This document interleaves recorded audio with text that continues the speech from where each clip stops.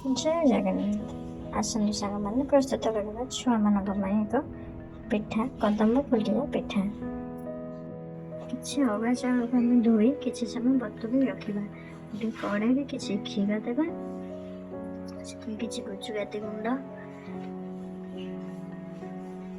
କିଛି ଲୁଣ, କିଛି ଚିନି, ଟିକେ ହଳଦୀ ଦେବା କଲର୍ ପାଇଁ।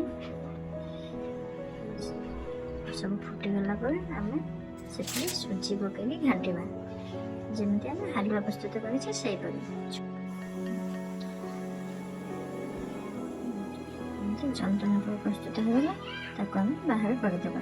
ସେଥିରେ କିଛି ଆମେ ଝୁଡ଼ଙ୍ଗ, ବିନ୍ସ ଯାହା ହଉ, କିନ୍ତୁ ଝୁଡ଼ଙ୍ଗଟା କଞ୍ଚା ଖାଇହେବ ତ, ଝୁଡ଼ଙ୍ଗକୁ ଆମେ ଏମିତି ଫୁଲର ନାଡ଼ ତିଆରି କରିବା ପାଇଁ ଧୋଇକି କାଟିକି ରଖିବା। ଚାଉଳକୁ ଭଲ ଭାବରେ ଧୋଇକି ଛାଣିକି ରଖିଦେବା। ଷ୍ଟିମ୍ ପାଇଁ କିଛି ପାଣି ଦେବା, ଗୋଟେ ଷ୍ଟିମର ଦେଇ ତାକୁ ଘୋଡ଼େଇ ଦେବା। ଆସନ୍ତୁ ଏପଟେ ପ୍ରସ୍ତୁତ କରିବା ପିଠା। ଜନ୍ତି ରଖିଥିବା ସୁଜିକୁ ହାତରେ ଗୋଲ ଗୋଲ କଦମ୍ବ ଫୁଲ ଟାଇପ୍ର ଆମେ ଛୋଟ ଛୋଟ ବଲ୍ ପ୍ରସ୍ତୁତ କରିବା। ତା ଭିତରେ ଆପଣ ଚାହିଁଲେ ବି ନଡ଼ିଆ, ଛେନା, ମସଲା ଯାହା ଚାହିଁଲେ ଦେଇପାରିବେ। ଆମେ ଗୋଲ କରି ସେ ଚାଉଳ ଦେହରେ ଆମେ ତାକୁ ପୁଣି ଗଢ଼େଇ ଦେବା। ଭଲ ଭାବରେ ତାକୁ ଏମିତି ମୁଠା ମୁଠା ଦାବି ଦେବା। ଅରୁଆ ଚାଉଳ ନେଇଥିବା, ଅରୁଆ ଚାଉଳ ଟିକେ ଦେବା। ତାକୁ ତାର ନାଡ଼ କରିବା ପାଇଁ ଆମେ ସେଥିରେ ଗୋଟିଏ ଗୋଟିଏ ଝୁଡ଼ଙ୍ଗ କାଠି ଦେବା। ଝୁଡ଼ଙ୍ଗଟି ଛୋଟ ଛୁଆମାନେ ଖାଇବା ପାଇଁ ପିଠା ମଙ୍ଗୁନାହାନ୍ତି, ଏମିତି ତାଙ୍କୁ ଟିକେ ଆଖିକି ଭଲ ଲାଗିଲେ ସେମାନେ ଖୁସିରେ ଖାଇବେ।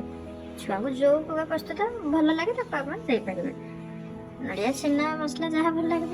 ଏପଟେ ଆମ ଷ୍ଟିମ୍ ଆସିଛି, ସେଇ ପିଠା ଗୁଡ଼ିକୁ ତା ଭିତରେ ଆମେ ସିଝେଇବା। ଟିକେ ସମୟ ସିଝିଗଲା ପରେ ପୁଣି ତାକୁ ଘୋଡ଼ଣି ଟିକେ ଖୋଲିକି ଟିକେ ଲେଉଟେଇ ଦେବା। ଲେଉଟେଇ ଦେଇକି ଆଉ ଟିକେ ସମୟ ଆମେ ସିଝିବା ପାଇଁ ତାକୁ ଛାଡ଼ିଦେବା। ଆସ୍ତେ ଆସ୍ତେ ତାକୁ ଲେଉଟେଇବା, ଟିକେ ସମୟ ଛାଡ଼ିଦେବା।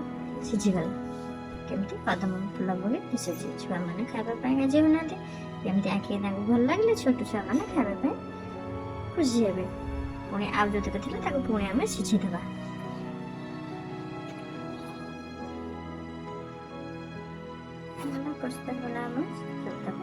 ପ୍ରସ୍ତୁତ ହୋଇଗଲା ଆମର କଦମ୍ବ ଫୁଲିଆ ପିଠା। ଏପଟେ କେମିତି ଲାଗିଲା କମେଣ୍ଟ କରିବାକୁ ନିଶ୍ଚୟ ଭୁଲିବେନି। ରହିଲି, ନମସ୍କାର। ପୁଣି ଦେଖା ହେବ ଆଉ ଏକ ଭିଡ଼ିଓରେ।